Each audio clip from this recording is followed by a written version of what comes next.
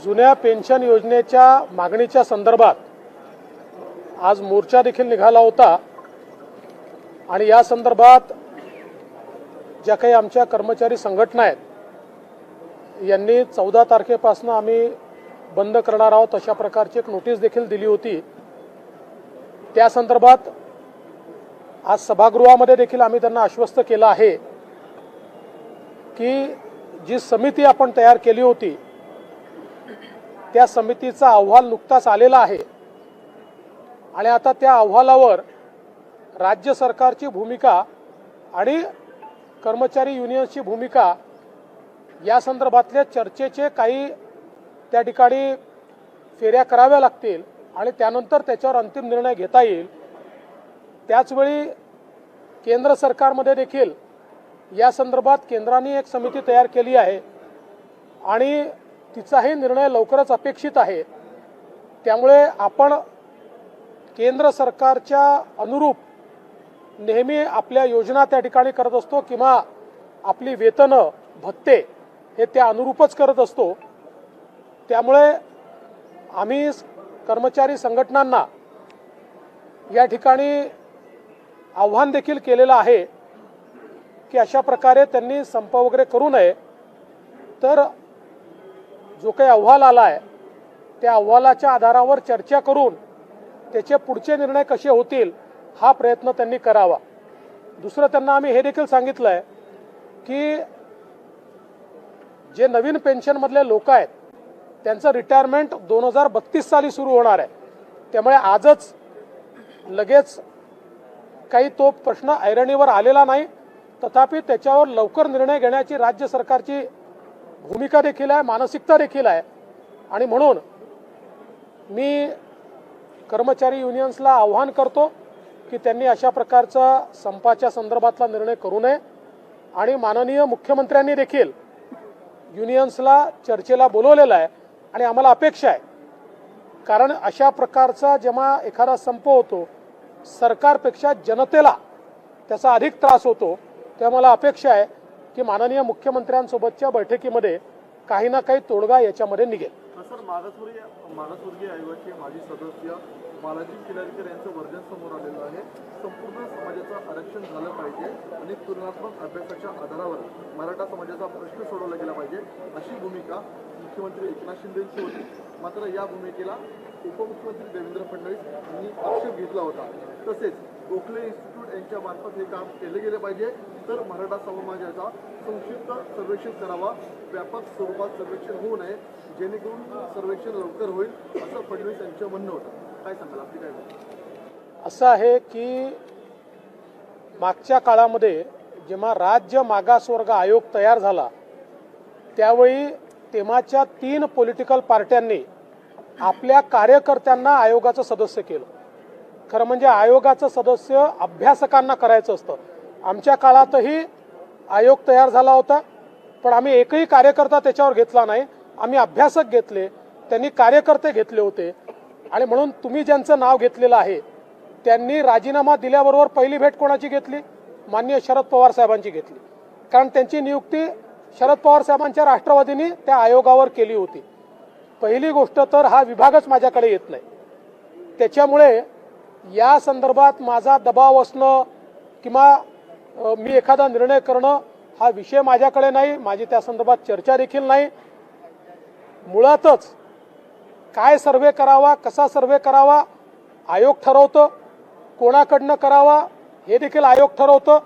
माझ्याशी कधीही या संदर्भात आयोगाची चर्चाही झालेली नाही, त्यामुळे हे पूर्णपणे राजकीय हेतूने प्रेरित अशा प्रकारचं स्टेटमेंट आहे।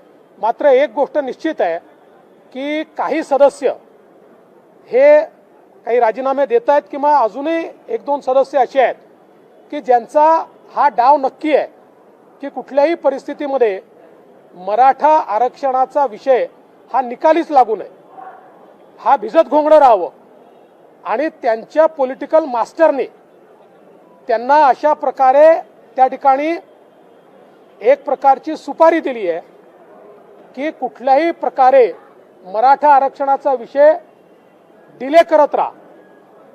पण मला असं वाटतं राज्य सरकारची भूमिका पक्की आहे आणि राज्य मागासवर्ग आयोग हा पूर्णपणे स्वायत्त आहे.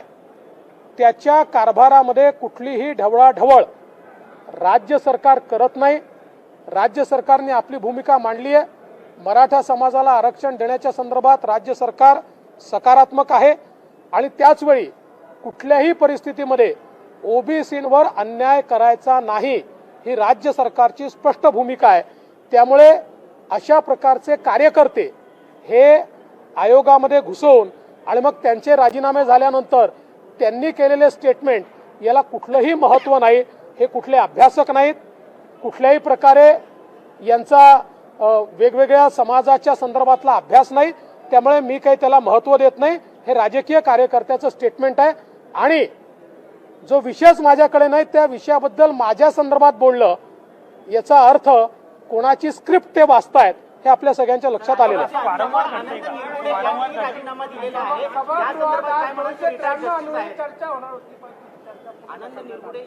साहेब निरगुडे साहेबांनी राजीनामा दिला आहे. मी त्यांचा तुमच्या माध्यमांसमोरच ते काय बोलले हे मी बघितलं आणि त्यांच्या राजीनाम्यातही त्यांनी ते म्हटलेलं आहे की त्यांनी वैयक्तिक कारणाने राजीनामा दिलेला आहे. कुठल्याही आक्षेप राजीनामा देताना त्यांनी घेतलेला नाही. किंबहुना आमची अशी अपेक्षा होती की त्यांनी अधिक काळ काम केलं पाहिजे, ते उत्तम काम करत होते, परंतु त्यांनी वैयक्तिक कारणाने राजीनामा दिला आहे. आम्ही तर त्यांना हे सुचवलं होतं की आपण अन्य कुठली जबाबदारी घेऊ शकलात तर ती जबाबदारी देखील आपण घ्या, पण शेवटी ते त्यांच्यावर आहे. त्यांनी कुठलाही आक्षेप आपल्या राजीनाम्यामध्ये घेतलेला नाही. सर, छगन भुजबळ यांना आज ज्या ईडी पद्धतीने ती याचिका होती ती मागे घेतलेली आहे, त्यामुळे विरोधक देखील आता म्हणतात की भाजपमध्ये आल्या की दुसऱ्यासारखं होतं. असं आहे, कुठली याचिका परत घेतली आहे हे एकदा आपण सगळ्यांनी बघितलं पाहिजे. न बघताच याच्यावर कमेंट करणं योग्य नाही आहे. या संदर्भातली जी याचिका मागे घेतलेली आहे ती याचिका तशी इन्फ्रॅक्च्युअस झालेली होती. याचं कारण असं होतं की त्यांनी जी काही परवानगी मागितली होती ती ऑलरेडी कोर्टाने दिली होती आणि कोर्टाने परवानगी जी दिलेली होती ती परवानगी देऊ नका अशी याचिका होती. त्याच्यामुळे ती याचिका इन्फ्रॅक्च्युअस होती.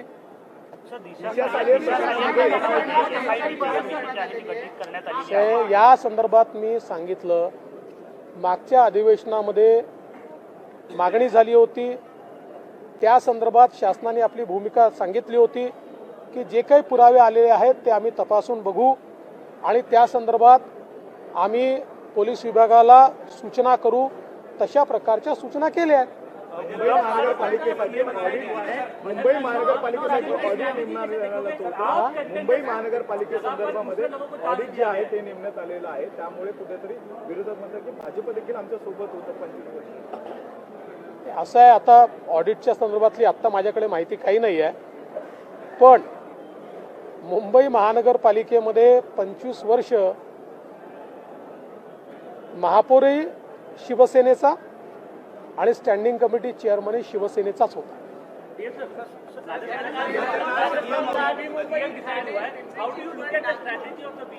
छत्तीसगढ़ हो, एमपी हो या फिर राजस्थान हो, टॉप कंटेंडर डिबेट की जनाब में दूसरों को चांस दिया गया है, कैसे देखते हैं? मुझे ऐसा लगता है कि भारतीय जनता पार्टी में कोई भी बात सोच समझकर होती है. एक सामूहिक निर्णय की प्रक्रिया है, उस प्रक्रिया के तहत निर्णय लिए जाते हैं और भारतीय जनता पार्टी के कार्यकर्ताओं के लिए ये एक जिम्मेवारी होती है. तो जिम्मेवारियां बदलती रहती है. कभी किसी कार्यकर्ता को कोई जिम्मेवारी मिलती है, कभी किसी कार्यकर्ता को कोई जिम्मेवारी मिलती है. मैं आज के समय इतना ही कहूँगा, जो हमारे तीनों मुख्यमंत्री यहाँ पर बने हैं उन तीनों को मैं बहुत बहुत बधाई देता हूँ.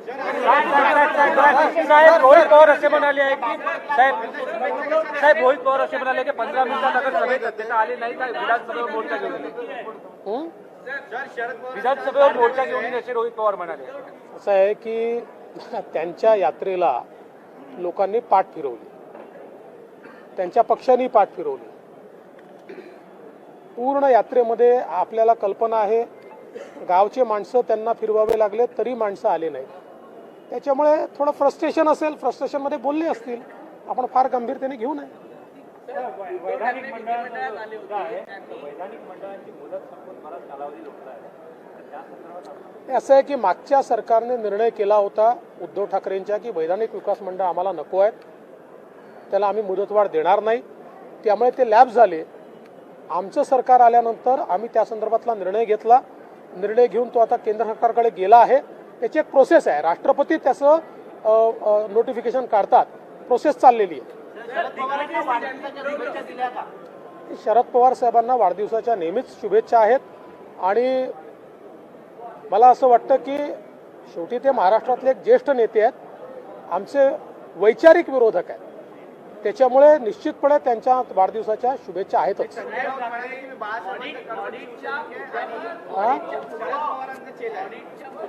उद्धव ठाकरे असं म्हणतात की पुणे महानगरपालिका, पिंपरी चिंचवड, नागपूर, ठाणे, कल्याण, डोंबिवली या सगळ्यांचं ऑडिट करा आणि गेल्या 1.5 वर्षात काय झालं याचंही ऑडिट करा. ऑडिट सगळ्यांचं होतच असतं. CAG सगळ्यांचं ऑडिट करतं आणि त्याचा रिपोर्ट हा या ठिकाणी सादर होतो. केवळ एवढंच आहे, कफन घोटाळा, खिचडी घोटाळा, रेमडेसिवीर घोटाळा, हे सगळे घोटाळे कुठे झाले? हे मुंबई महानगरपालिकेत झाले. त्यामुळे स्पेशल ऑडिट हे मुंबई महानगरपालिकेचं होईल. खरं म्हणजे मला तर आश्चर्य वाटतं की इतके घोटाळे झाल्यानंतर देखील हे तोंड वर करून बोलतातच कसे हो? काय आश्चर्य ना. लोकशाही मराठी ऐका, पहा, जागरूक रहा.